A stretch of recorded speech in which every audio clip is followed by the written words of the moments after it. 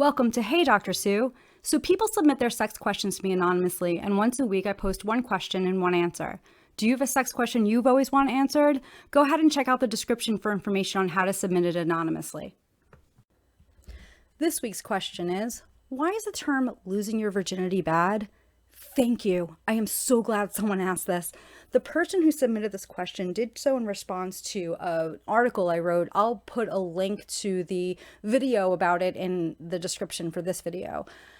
I've never been a huge fan of this term for a lot of reasons. For one, it's the whole idea that having sex means you have to lose something. For some, it may be something as simple as like losing their virginity. For others, it may mean more than just that.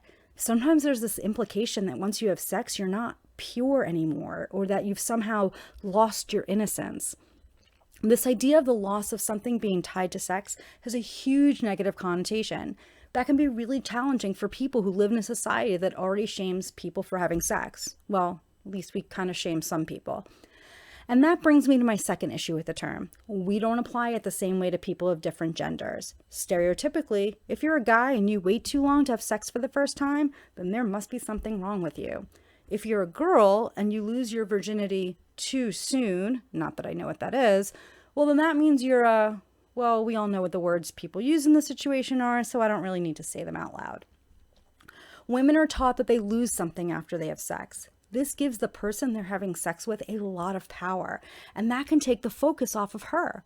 We live in a society where women's pleasure and enjoyment during sex are not nearly as valued as that of men's. When we focus on what the woman is losing by having sex for the first time and not what she's gaining from her experience, that makes it easier to create a pattern where she puts the focus on her partner instead of allowing her to center her own pleasure. The last issue I have with the idea of losing your virginity is that it usually implies vaginal penile intercourse. This is incredibly heteronormative, and yet one more way that we exclude those who are LGBTQIA+. From a sexual health standpoint, my concern is about how far people will go to stay a virgin. Whether it's soaking or engaging in oral sex or anal sex, there's the risk of STIs since they're less likely to use condoms or other barriers in those situations. Until next time, be safe and have fun. Did you like that video?